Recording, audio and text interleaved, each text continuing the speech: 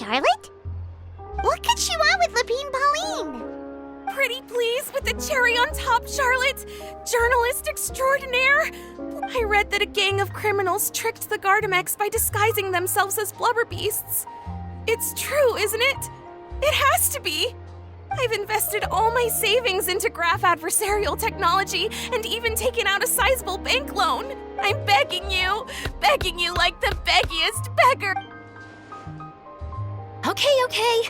I need you to calm down a little, Miss Lapine Pauline. I admire your passion for your research, and I don't mean to dash your hopes for those, big ticket, but I'm afraid I'm not joking.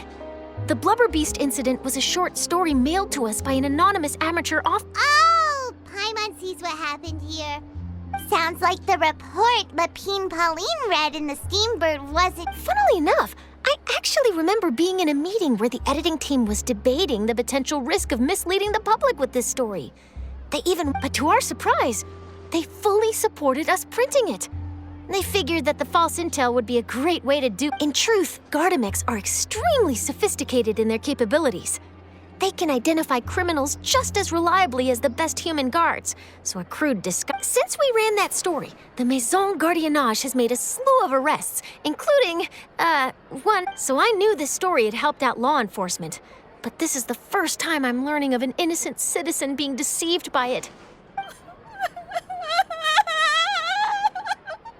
Uh-oh. So Lapine Pauline's whole research project is based on a fictional story? Which means we're not gonna get a big bonus after all. But more importantly, she's gonna lose everything she's invested.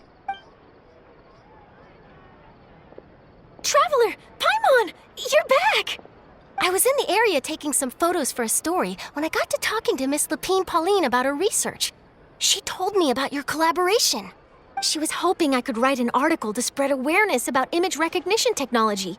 She even paid me for the article and gave me one of her prototype devices before I could get a word in.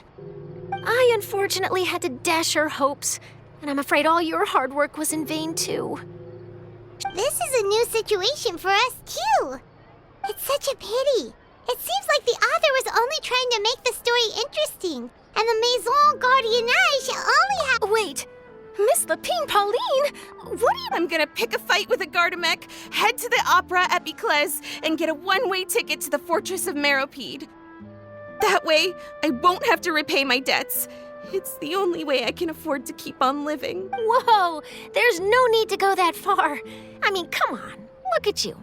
You wouldn't even dent the Gardamec's armor. Actually, instead of going into the technicalities of that, how much did you actually 270,000. Okay, well, escaping to the Fortress of Meropide over a sum like that seems like a last resort. Not anymore. I used to be an equipment supplier to the Fontaine Research Institute before that blew to pieces. It's not just my savings that are gone. It's my whole future as a graph adversarial technology specialist and my dreams of becoming a billionaire one day. My life is over. Don't despair, Miss Lapine Pauline. I think I know a way for you to turn this around. This prototype you've given me, the camera lens for image recognition sample collection. It's really quite something. You said you designed it specifically for high-fidelity image The rapid focal length adjustment is a very useful function in its own right. It's sure to make many journalists' jobs much easier. In fact, so your research efforts thus far are by no means in vain. The technology you've developed may have... Really? Absolutely. I've been working as a journalist for the Steambird for a long time now. No one understands the issues we journalists face on a day-to-day basis better than me. So keep calm, take heart, and start thinking about mass production. In the meantime, I'll show your invention to all my colleagues to drum up interest in your product. I can't believe it! If this is true, then I can look into setting up a whole camera lens development pipeline. My big-ticket orders and billion... Oh, maybe I should consider taking out another loan. That way, I can rapidly improve the lens production. Come on! Stop daydreaming about your pipelines for a minute. Just take it one step at a time and see how it goes.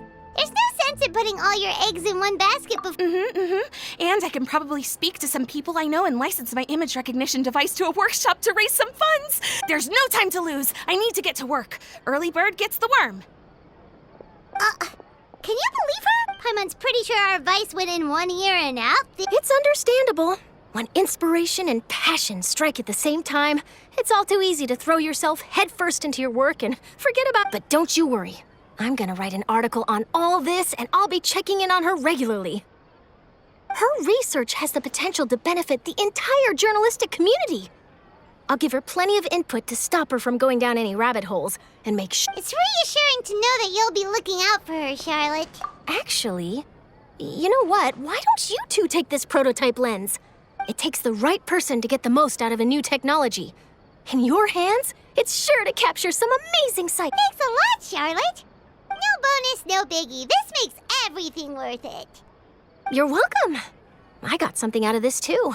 The boundaries between real news reports and news-like fiction must not be blurred, even when there's a compelling justification for doing. Yes, that's how I'll phrase it to the editors when I give them my feedback. Let's hope we don't mislead any more well-meaning citizens in the future.